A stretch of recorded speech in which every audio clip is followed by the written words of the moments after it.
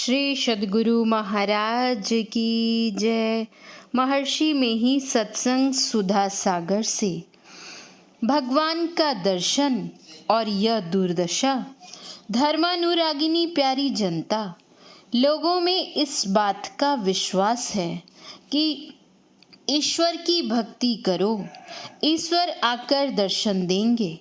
इसके लिए कहते हैं कि गोलोक, साकेत, वैकुंठ, क्षीर समुद्र आदि में जो बसते हैं वे आकर दर्शन देंगे, अथवा तुम चतुर्भुजी, विराट आदि जिस रूप में देखना चाहोगे आकर दर्शन देंगे।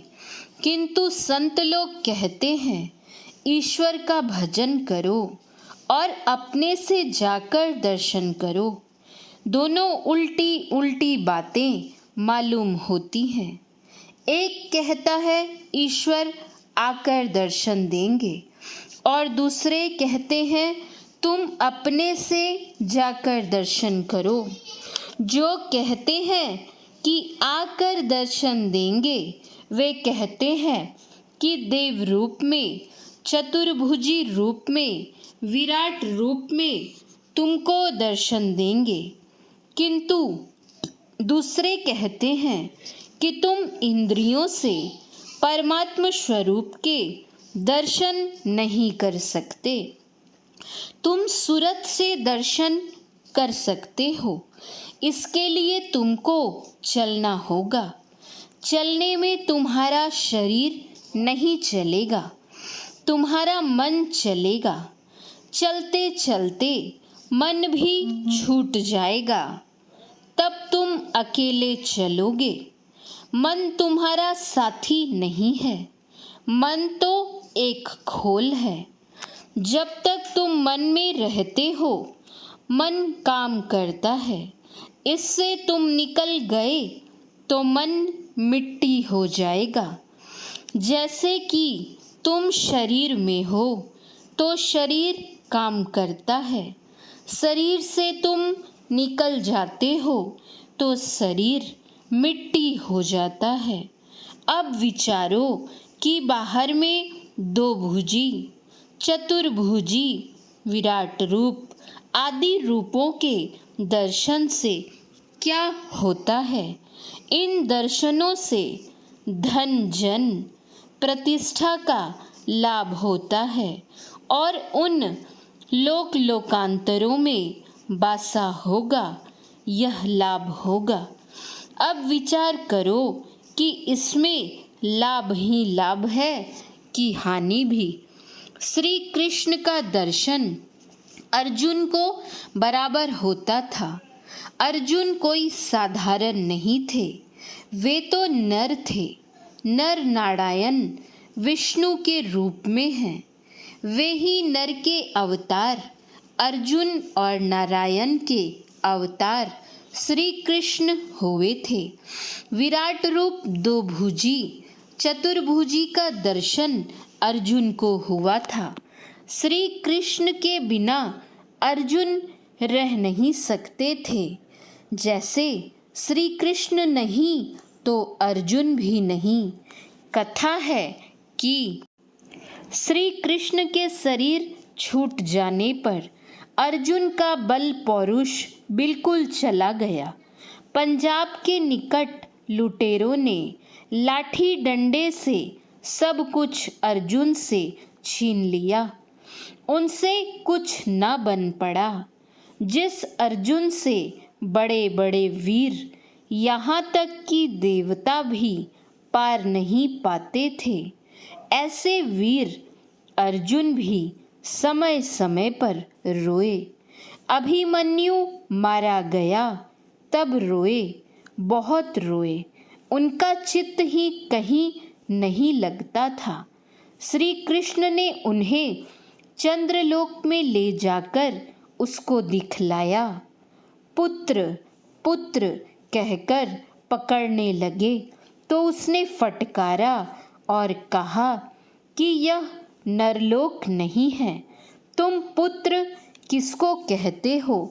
भगवान के दर्शन होने पर भी 22 या 23 वर्ष तक भीख मांग मांग कर खाया। द्रौपदी से विवाह होने से पहले ही फिर कुछ दिनों तक राज्य किया। उसके बाद सभा में ही द्रौपदी का वस्त्र हरण किया गया। राजेश्वर होते हुए भी उनके मुंह से कुछ वचन न निकल सका। एक गरीब से गरीब की स्त्री का सभा में कपड़ा खींचो, तब देखो कि वह कुछ बोलता है या नहीं। पांडव राजेश्वर से गुलाम बने। राजसी कपड़े उन 5 भाइयों के शरीर से उतार लिए गए।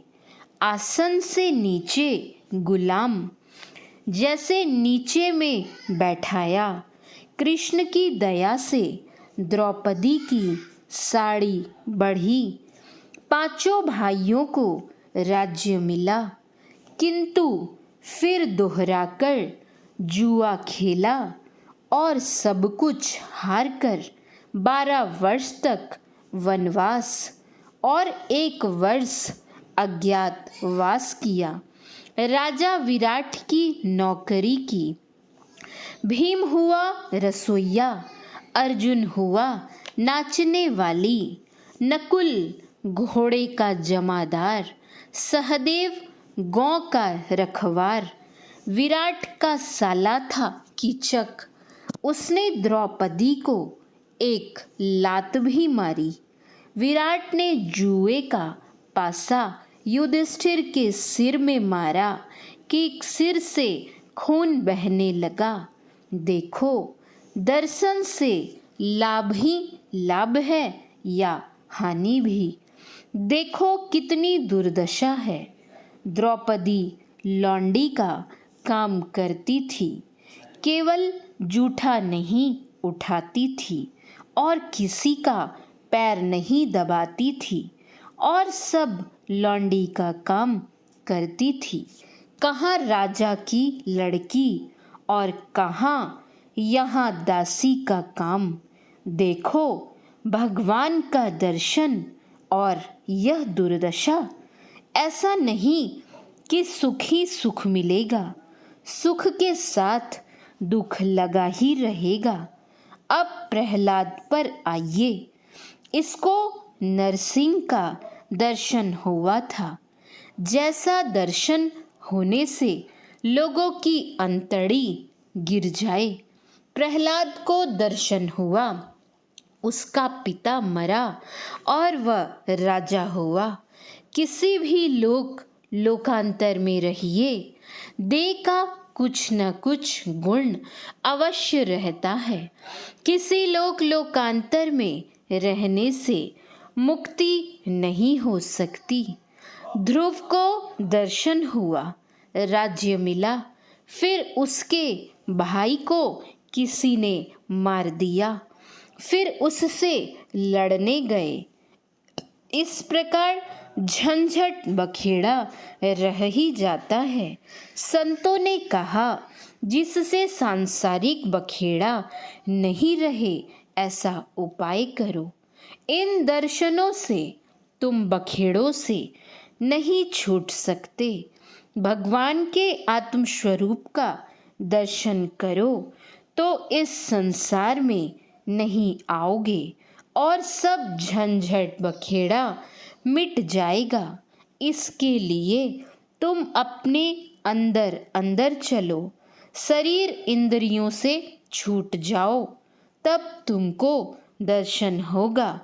चेतन आत्मा से परमात्मा का दर्शन होगा, तब जानत तुम हई होई जाई हो जाओगे। श्री सद्गुरु महाराज की जय।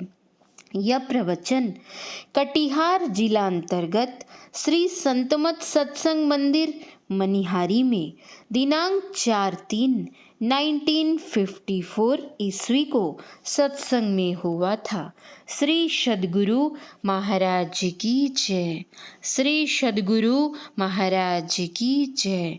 श्री सद्गुरु महाराज की जय।